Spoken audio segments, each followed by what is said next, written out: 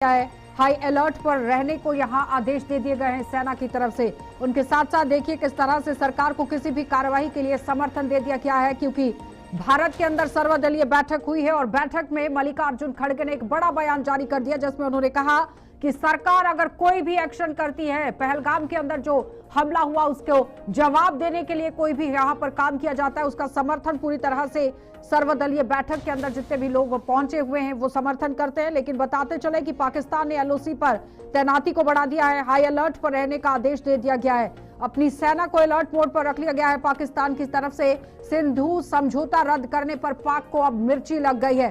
पाकिस्तान ने भारतीय उड़ानों के लिए अपनी वायु सीमा को बंद कर दिया है, द्वीपक्षीय व्यापार पर भी रोक लगा दी है और भारत के एक्शन से पाकिस्तान बौखला गया है। भारत के खिलाफ कई बड़े आप देखिए फैसले किस तरह से देखे गए। बड़े फैसले के आसार के बीच में राष्ट्रपति से मिलने भी पहुंचे थे अमित शाह और जयशंकर, लेकिन इसके साथ ही भारत के खिलाफ रणनीति अब पाक सरकार भी बना रही है। पाकिस्तानी राष्ट्रीय सुरक्षा समिति की बैठक हुई और भारत के अंदर जो हमला हुआ उसका पूरी तरह से कायराना जवाब आप देखिए किस तरह से इसे कहा जाएगा। लेकिन फिलहाल आतंकियों के इस जवाब को किस तरह से लिया गया है और अब प्रधानमंत्री ने यह कहा कि इस दुस्साहस का बदला जरूर लिया जाएगा और जो इलाज और यहां पर जो काम किया जाएगा भारत की तरफ से, इसका जवाब जिस तरीके से दिया जाएगा, दुश्मन ने कभी इसकी कल्पना भी नहीं की होगी कि किस तरह का जवाब भारतीय सेना ने दिया है। आतंकियों को कल्पना भी नहीं होगी, उससे भी बड़ी सजा दी जाएगी। पाक उच्चायुक्त के पास ही प्रदर्शनों का सिलसिला बदस्तूर जारी कर दिया गया है और इस बीच में भारत के अंदर आप देखिए जो पाकिस्तानी रह रहे हैं उन्हें 48 घंटा का समय दिया गया है कि 48 घंटे के अंदर अंदर आपको भारत से निकल जाना है और उसके बाद एक बड़ी कार्रवाई को अंजाम देते हुए यहां जब भारत की तरफ से एक बड़ा जवाब दिया गया जिसमें 5 बड़े फैसले किए गए थे।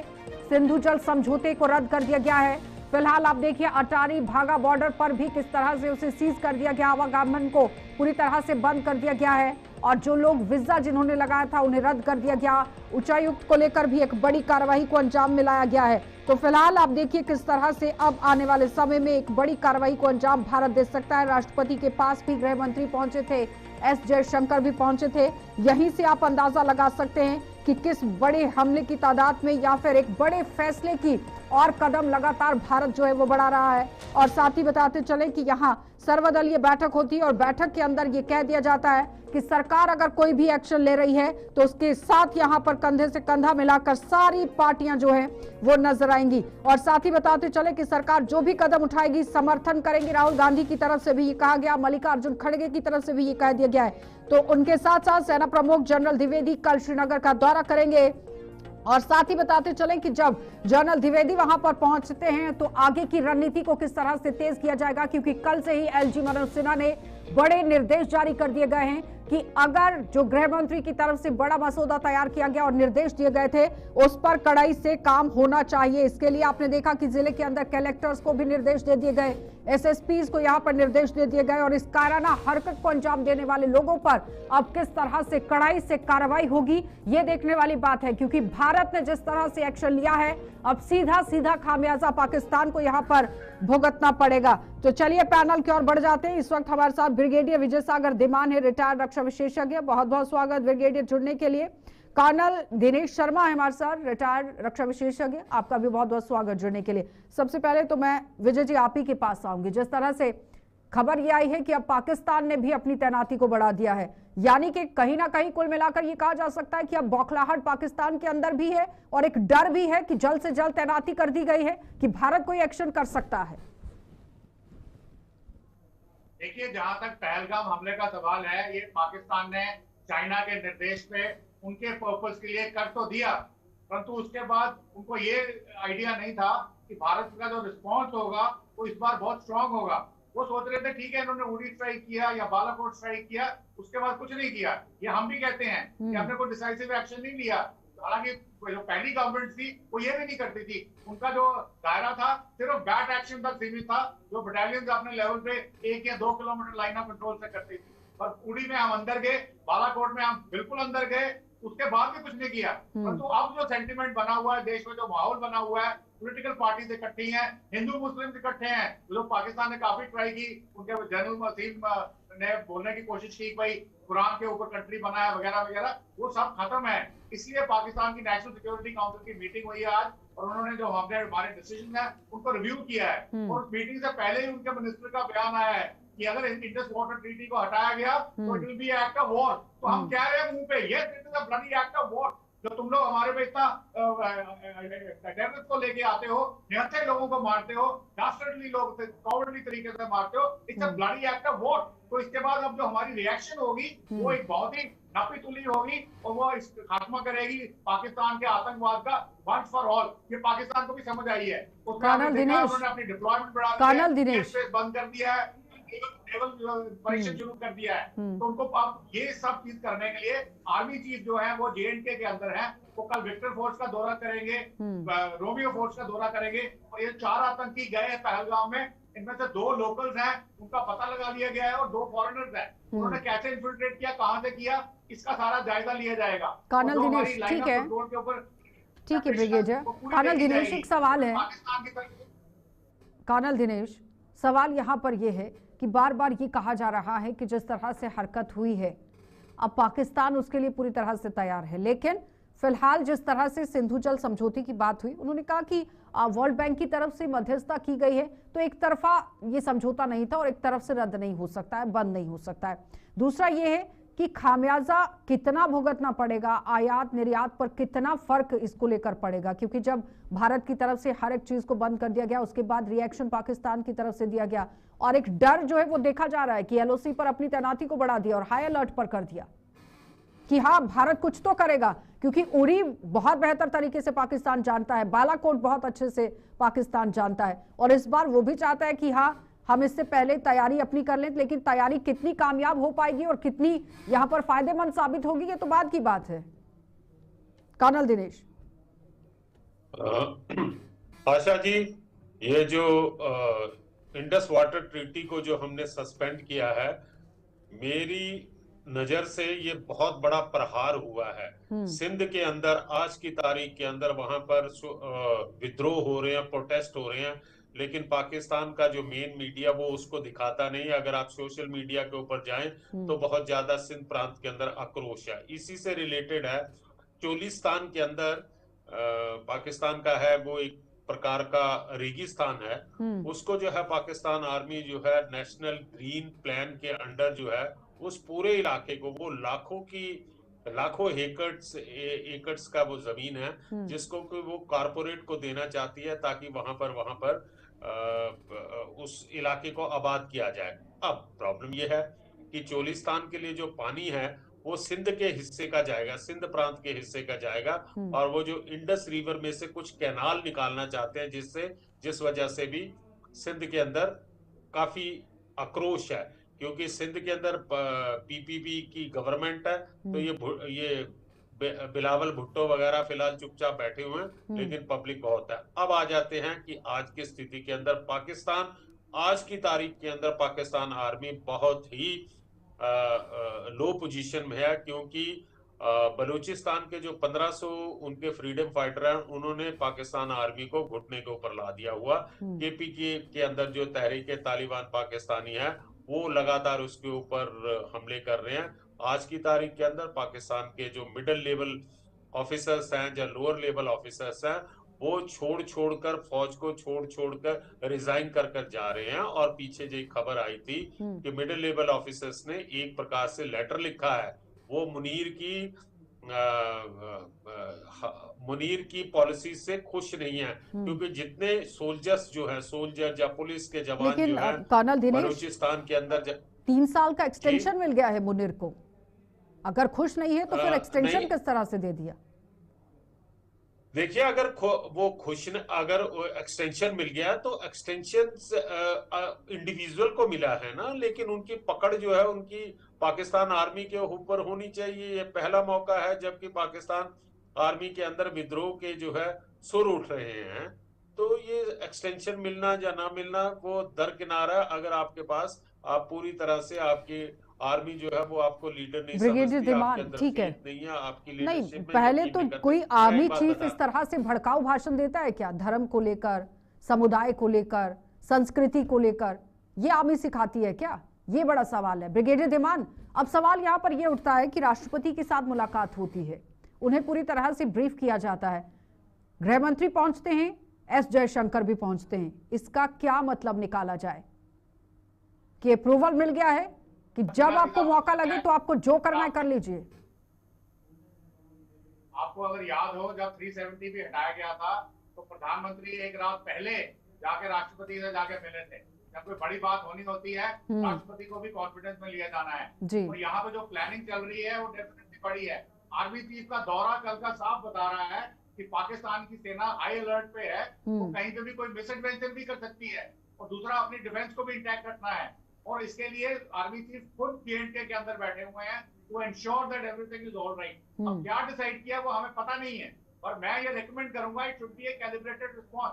ये जो IWT की बात करते हैं, वर्ल्ड बैंक की मध्यस्थता, मैं उससे सहमत नहीं हूँ। अगर उसकी आई थिंक क्लॉज 12 में बड़ा क्लियर लिखा है कि जब भी कोई बात अगर हमने किसी मीडिएटर के पास जानी है तो दोनों की सहमति होनी चाहिए। हाँ, ये जो समझौता कराया था ये under supervision of world bank हुआ था। वर्ल्ड बैंक ने पैसे, लेकिन आप इतना बड़ा नरसंहार कर देते हैं तो फिर कौन सा समझौता रह जाता है, कौन सी गाइडलाइंस रह जाती है? एग्जैक्टली, नॉर्म, इंटरनेशनल नॉर्म्स होते हैं जिनको हमको फॉलो करना पड़ेगा। तो इस किस्म का नरसंहार, मैसेकर, वो भी निहत्थे लोगों पर, अनआर्म्ड लोगों के ऊपर, वो धर्म का नाम पूछ के इतना बड़ा जघन्य अपराध करते हैं, फिर कोई समझौते नहीं है। फिर और आज इंडिया की वो पोजीशन नहीं है जो आज से 15 साल पहले थी, 20 साल पहले थी, या 1960 में थी, क्या हमें मानना पड़ा, 65 में हमको मानना पड़ा, 72 में शिमला समझौते में हमको मानना पड़ा। अब नहीं है, अब हम आर पार की लड़ाई लड़ेंगे। हमारे पास लीडरशिप भी बड़ी स्ट्रांग है, और आज लकीली हमारी सारी की सारी पॉलिटिकल पार्टी को भी ऑन बोर्ड ले लिया गया है। तो इस वक्त कोई जबरदस्त कुछ होने का अंदेशा है और उसकी सारी तैयारियां की जा रही हैं। एक बड़ी बात थी ये बोलूंगा कि शिमला समझौते को रद्द कर दिया जाएगा, उसके क्या फर्क पड़ने वाला है? ये बकवास बात है। समझौता तो पाकिस्तान ने पहले से ही रद्द कर रखा है। पर मेरा सवाल ये है, क्या समझौता रद्द करके वो 93,000 जो आपने जंगी कैदी लिए थे वो वापस करेंगे? पाकिस्तान, बांग्लादेश को जो आपने रिकॉग्नाइज किया था क्या उसको डीरेकॉग्नाइज करेंगे? ये नॉनसेंस बात है एब्सोल्युटली। परंतु ये बात है कि IWT जैसे ऑलरेडी पाकिस्तान में खलबली मची है। जब हमारा पायलट पाकिस्तान के हाथ में था बालाकोट के बाद, तो उनके फॉरेन मिनिस्टर कुरैशी, ये ऑन रिकॉर्ड है, एक उनके सांसद ने बताया है कि फॉरेन मिनिस्टर कुरैशी कांपते हुए आए, बोले उसको अनिरंदन का नाम था विंग कमांडर, उनको छोड़िए, वापस कर दीजिए, इंडिया हमला कर देगा। तो इस किस्म की चीजें तो कर्नल दिनेश, उनको भी पता है। कर्नल दिनेश, एक डर तो है इंडिया के अंदर भी, इंडिया को लेकर पाकिस्तान के अंदर एक डर तो है, ये तो माननी पड़ेगी चीज। और सबसे बड़ी बात यह है कि जब जब भी युद्ध हुआ है भारत ने कभी पहल नहीं की है, और मुंह की खानी पड़ी है पाकिस्तान को हमेशा। आशा जी, डर का माहौल तो आ रही हूँ ब्रिगेडियर, आपके पास आ रही हूँ, एक सेकंड टाइम दीजिए। हाँ कर्नल दिनेश। देखिए मैडम, डर का माहौल तो बना हुआ है। जिस ढंग के अंदरूनी हालत है और जिस ढंग से उन्होंने ये कार्रवाई की है, और उन्हें भी हार्ट ऑफ हार्ट उनको भी पता था कि इंडिया का जो थ्रेशोल्ड लेवल जो है आपने क्रॉस कर दिया है, ये पहलगाम इंसिडेंट से रिटेलिएशन तो होगा। इसी वजह से उन्होंने अपने अफसरों की और जवानों की छुट्टी कैंसिल कर दिया। लेकिन मैडम सबसे बड़ी प्रॉब्लम ये है कि ये जो इनकी 11 कोर है जो कि क्वेटा के अंदर है, जो बलूचिस्तान और उस इलाके को कर रहा है, जैसा मैंने पहले कहा कि पाकिस्तान आज इस हालत में नहीं है कि वो हमारे साथ युद्ध कर सके, और ये हमारे लिए बड़ी अनुकूल स्थिति है। वर्ल्ड ओपिनियन हमारे साथ है, हमारी फौज जो है स्ट्रॉन्ग है, मॉडर्नाइज है, हमारे पास स्ट्रॉन्ग लीडरशिप है, हमारे पास कारण है कि हम उनके ऊपर अटैक कर सकते हैं। अब ये भूल जाइए पुरानी बातों को कि पुराने युद्ध हुए हैं और हमने कभी अटैक नहीं किया। मैडम, समय के साथ साथ जरूरतें और इंसान बदलते रहते हैं। आज की ये रिक्वायरमेंट है कि अब हमें अपनी पॉलिसी को रिविजिट करना पड़ेगा, उन्हें रिव्यू करना पड़ेगा। इन्होंने बहुत हमें गीदड़ धमकी दे दी कि हमारे पास परमाणु बम है, तो हमें भी अपने परमाणु डॉक्ट्रिन को चेंज करना पड़ेगा।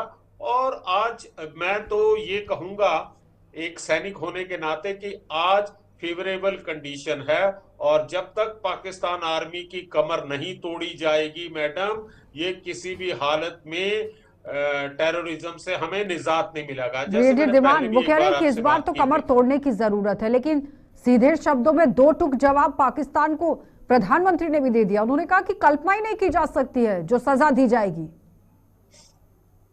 नहीं तो इससे क्या इंडिकेशन कर्नल है? दिनेश, शो एक करता है सेकंड। कि हमारा ब्रिगेडियर धीमान, हाँ 9 बजे रात के 9 बजे वाजपेयी जी को बोला गया अमेरिका की तरफ से कि देखिए पाकिस्तान आपके ऊपर कल परमाणु हमला करने वाला है। तो वाजपेयी साहब का जवाब था, देखिए मुझे तंग मत करिए, मुझे नींद आ रही है, मुझे सोने दीजिए। और उनको पाकिस्तान को बता दीजिए कि अगर उन्होंने परमाणु हमला किया तो कल सुबह पाकिस्तान दुनिया के नक्शे में नहीं होगा। हम उस सिचुएशन में आज हैं। प्लस उसके अलावा जो एडेड चीज हमारे पास ये है, अफगानिस्तान हमारे साथ है। तहरीके तालिबान पाकिस्तान अफगानिस्तान कंट्रोल करता है, वो हमारे साथ है। बलोचिस्तान के जो लड़ाके हैं ईरान के जगह से आते हैं, तलब से आते हैं, वो भी हमारे साथ है। तो इस वक्त वो जरूरत नहीं कर सकते।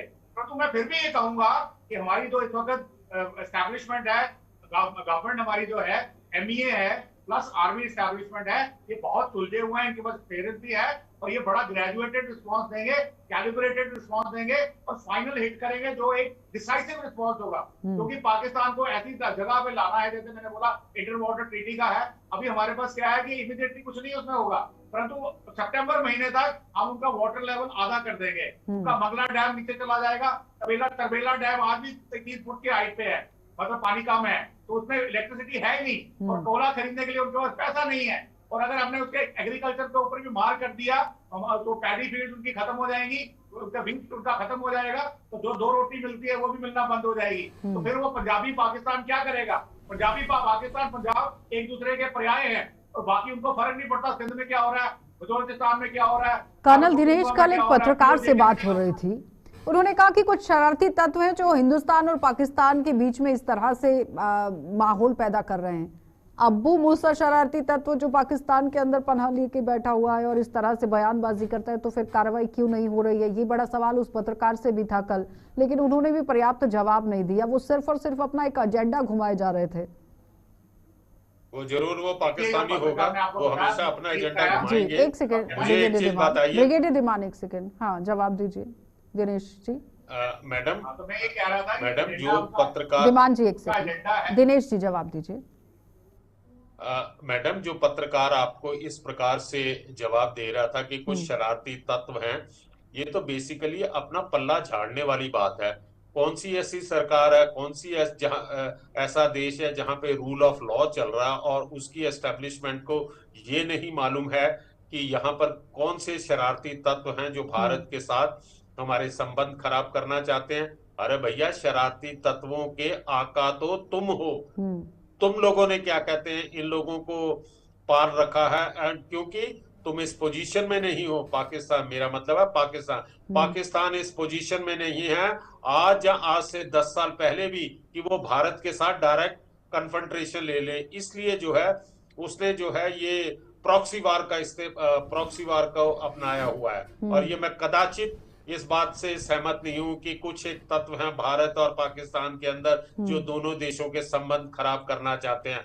मुझे उस व्यक्ति का जो ऐसी स्टेटमेंट दे रहा, मुझे उसकी मतलब उसकी बुद्धि के ऊपर दया आ रही है कि इस प्रकार की बात, इस परिप्रेक्ष्य में बात कर रहे हैं। पिछले 1989 से जो टेररिज्म शुरू हो रखा है कश्मीर वैली के अंदर, और आज तक क्या वो चंद एक शरारती तत्व हैं जो ये कर पाते हैं? दूसरा मैडम, मैं आपको एक बात बताना चाहता हूं कि ये जो घटना के बारे में हम लोग बातचीत कर रहे हैं कि आतंकी घटना, ये आतंकी घटना नहीं है। कृपा करके इस शब्द का इस्तेमाल ना कीजिए। आप इसको कहिए कि ये जिहादी अटैक था, क्योंकि टेररिज्म के अंदर, टेररिस्ट एक्टिविटीज के अंदर कास्ट, क्रीड, सेक्स, रिलीजन, इसका टेररिस्ट जो है वो परवाह नहीं करता। वो आता है, गोलियां चलाता है, लोगों को मारता है और चला जाता है। लेकिन पहलगाम के अंदर जो हुआ, उन्होंने पर्टिकुलर जो है एक धर्म के लोगों को मारा है। तो मेरा ये मानना है कि ये आतंकी घटना नहीं है, ये एक जिहादी ब्रिगेडियर धीमान, वो कह रहे हैं कि आतंकी घटना नहीं कहना चाहिए इसको, ये एक जिहादी अटैक। सॉरी, जिहादी अटैक है मैं कहूंगा। ठीक है दिनेश जी, हाँ ब्रिगेडियर धीमान, जो है रिलीजन नहीं देखा जाता। जी मैडम, बोलिए बोलिए। आशा जी बोलूं मैं? बिल्कुल बोलिए प्लीज। जी, मैं आपको बोल रहा हूं कि कुछ हद तक मैं उनसे सहमत हूं। गजवाए हिंद की पॉलिसी क्या है जो जियाउल हक ने चलाया था, operation Tupac, leading India with 1000 cuts, और ये प्रॉक्सी वॉर वो है। परंतु जहां तक पाकिस्तान में सवाल है, शरारती तत्व हैं। शरारती तत्व कौन है? The deep state of Pakistan. उन्होंने पाला हुआ है इनको, हाफिज सईद, मुल्ला उमर जैसे लोगों को, और हिंदुस्तान से वो छुड़ा के लेके गया उनको कोट बलवाल जेल में हाईजैकिंग के बाद। तो वहां पे उनको वो पाल रहे हैं, उनको वो नर्चर करते हैं कि वो उनका प्रॉक्सी का उनका काम करें। हमारे पास इंसिडेंटल और सर्कमस्टेंशियल एविडेंस है कि उनको पाल रहे हैं, बट एक्चुअल एविडेंस नहीं है। एक्चुअल एविडेंस अभी तहव्वुर राणा से मिलेगा हमको, जो हमारी कस्टडी में है। नहीं ब्रिगेडियर दीवान, अब पाकिस्तान ने भारतीय उड़ानों के लिए अपनी जो वायु सीमा है वो बंद कर दी, क्या फर्क पड़ने वाला है उससे? आप जिहादी यहाँ पर अटैक कराएंगे, इस तरह से नरसंहार कराएंगे, तो ये ढकोसले दिखाकर आप क्या देखना चाहते हैं, क्या दिखाना चाहते हैं? देखिए, ये तो वायुसेना सीमा बंद करी है, प्लस जो कराची में मिसाइल प्रशिक्षण हो रहा है, ये सब प्रिकॉशनरी मेजर्स हैं, क्योंकि इंडिया कुछ तो मिसाइल प्रोजेक्शन हो रहा है तो क्या भारत के पास नहीं है क्या? तो भारत कम है क्या किसी से? नो, अगर वो उनका स्पेस बंद करेंगे तो हमारा भी बंद होगा। हमारी एविएशन को इतना प्रॉब्लम नहीं होगा जितना उनकी एविएशन को होगा, क्योंकि एशिया और साउथ एशिया कंट्रीज में जाने के लिए लंबा रास्ता लेना पड़ेगा। परंतु ये जो एक कदम है, ये बुखलाहट का कदम है, एक डिफेंसिव थिंग है कि भारत कहीं अटैक ना कर दे। तो ये पुराने जो लेसन लर्न है वॉर से, उससे सीख रहे हैं ये लोग। तो ये मैं ये बार बार ये कहना चाहता हूँ कि ये जो शरारती तत्व है वो है सेना। पाकिस्तान की सेना का कोई वजूद नहीं है अगर कश्मीर प्रॉब्लम सॉर्ट आउट हो जाती है। हालांकि आप थोड़ा सा उनको अफगानिस्तान ने और ईरान ने एंगेज किया हुआ है बलोचिस्तान के अंदर, परंतु उनका वजूद खत्म होता है। इसलिए उनके लिए वो बोला था हमारी इकोनॉमिकली हिट किया गया है भारत की तरफ से सबसे पहले पाकिस्तान को। दिनेश जी क्या कहते हैं? और ये करना भी जरूरी था। इकोनॉमिकली हिट किया गया सबसे पहले तो, सॉरी इकोनॉमिकली। ओ यस मैम, यस। और हमने क्या हिट किया था? अरे भाई, आपके अगस्त 2019 के समय जो है, जिस समय 370 धारा को हटाया गया था, आपका then prime minister Imran Khan अपनी छाती पीट पीट कर बोल रहा था कि हम भारत के साथ कोई व्यापार नहीं करेंगे, कोई ट्रेड नहीं करेंगे। अरे इकोनॉमिक के हालात जो हैं वो तो आपने खुद खराब किए हैं। हमने जो है, यस, हमने आज तक किसी प्रकार का जो है कोई सीरियस एक्शन नहीं लिया। हमने उड़ी के ऊपर जिस समय हमारे सैनिकों के ऊपर हमला हुआ, उस समय हमने बात नहीं की ये इंडस रिवर एग्रीमेंट की। लेकिन जब प्रॉब्लम्स जो हैं बहुत मैग्नीफाइड हो जाती हैं तो उस समय एक्शन लेना पड़ेगा। और दूसरा मैडम ऐसा है कि आप ये क्यों कहते हैं कि हमने उनको इकोनॉमिकली हार्म किया? अरे भाई, पानी और लहू क्या दोनों एक साथ बैठेंगे? एक साथ तो नहीं बैठ सकते हैं। और ये पाकिस्तान के लिए तो मुझे नहीं लगता कि किसी सभ्य समाज के अंदर किसी प्रकार की अब क्या बात करने की भी गुंजाइश बची है? जो बार बार कहा जाता था कि टेबल टॉक कर लीजिए, टेबल टॉक कर लीजिए, लेकिन आज एक भारत के अंदर बहुत अच्छी चीज हुई है जिसमें सर्वदलीय बैठक हुई और पूरा समर्थन दिया गया सरकार को कि ठीक है, करिए एक्शन जो आप चाहते हैं। तो मैडम, ये दिखाता है, ये ओवरऑल हमारा रिजॉल्व दिखाता है कि ये किस प्रकार की घटना हुई है। और हम इस समय 140 करोड़ लोग जो हैं, गिने चुने कुछ होंगे, लेकिन मैक्सिमम लोग जो हैं वो क्रोधित हैं। और वो लोगों को इस बात का बड़ा गुस्सा भी है और गम भी है, और वो चाहते हैं, पूरा देश चाहता है कि पाकिस्तान के अगेंस्ट। एक बहुत इंपॉर्टेंट सवाल है, यहां से एक सीख लेने की जरूरत है कि अपना सेल्फ डिफेंस कैसे करना है। वो महिला जो चीख पुकार कर रही थी, अगर हाथों के साथ ही नोचा जाता तो समझ में आता कि कहां पर हाथ डाला गया है। इस तरह से तैयारी कराने की जरूरत है अपने युवाओं को कि नहीं? मैडम, ऐसा है, तैयारी हमें अपने लोगों का। दिनेश जी एक सेकंड, ब्रिगेडियर दीवान, ये आपने बिल्कुल सही कहा है सेल्फ डिफेंस पता होनी चाहिए जब आप कहीं गए हैं। अगर वो अनसस्पेक्टिंग लोग थे, उनके लिए तैयार नहीं थे कि क्या होने वाला है, तो ये एक किस्म का समझ लीजिए कि ये थोड़ा सा हमारा कमजोरी रहेगी, करवानी है। तो उसी तरह नेशनल लेवल पे भी, जैसे इकोनॉमिकली मैं बोल रहा हूँ, मैं नहीं बोल रहा कि इकोनॉमिकली ट्रेड हमने उनको मोस्ट फेवर्ड नेशन ट्रेड का स्टेटस दे रखा था। आज हमने अटारी बंद किया है, कुछ साल पहले हमने कमान सेतु बंद किया था, आज बिल्कुल टोटल ट्रेड बिल्कुल बंद है। तो उसके अलावा हमने डिप्लोमेटिक तरीके से पाकिस्तान को FATF की ग्रे लिस्ट में वापस लाना है, ब्लैक लिस्ट में डलवाना है, ताकि उनके पास जो आज वो इतने भीख मंगे हैं, $1 बिलियन, $2 बिलियन, $3 बिलियन, इस तरह की भीख कभी सऊदी अरेबिया से मांगते हैं, कभी उनका प्रधानमंत्री चाइना पहुंचा होता है $3 बिलियन लोन के लिए। तो इस हालत में वो पहुंच चुके हैं। इन तमाम चीजों के बीच में क्या चाइना हेल्प करेगा पाकिस्तान की, जो इस वक्त माहौल बना है? देखिए, FATF का सवाल है, उनको मिनिमम 3 कंट्रीज चाहिए, और 3 ही कंट्रीज उनके पास थे, चाइना, टर्की और मलेशिया। अभी चाइना तो हिलेगा नहीं, मलेशिया खत्म हो चुका है। मलेशिया ऑलरेडी हिंदुस्तान से मांग रहा है, हमको ब्रह्मोस मिसाइल चाहिए, उसको टैंक्स चाहिए, गन चाहिए, तो मलेशिया पाकिस्तान का साथ नहीं देगा। टर्की का जहां तक सवाल है, अर्दोगान जो उनके प्रेसिडेंट है, वहां पे ऑलरेडी लहर चल गई है इमामोग्लू के फेवर में। तो अर्दोगान एक राइट विंगर मुस्लिम प्रवृत्ति के प्रेसिडेंट है, और वो उनका दिन ज्यादा नहीं है। तो अगर वो चले जाते हैं तो पाकिस्तान को वापस FATF में डलवाने में कोई प्रॉब्लम नहीं होगी इंडिया। ठीक है, बहुत बहुत धन्यवाद ब्रिगेडियर धीमान जुड़ने के लिए। कर्नल दिनेश, आपका भी धन्यवाद। तो फिलहाल जिस तरह से पाकिस्तान के अंदर बौखलाहट और तिलमिलाहट देखी जा रही है, अपने सैनिकों को LOC पर तैनात कर दिया है, हाई अलर्ट पर रख दिया गया है, क्योंकि कल उपेंद्र द्विवेदी आप देखिए किस तरह से जम्मू कश्मीर में श्रीनगर के दौरे पर हैं, और यहीं से बौखलाहट समझिए, डर खौफ समझिए पाकिस्तान का कि किस तरह से है कि आने वाले समय में भारत कोई बड़ा एक्शन ले सकता है। आप देखते रहिए कार्यक्रम।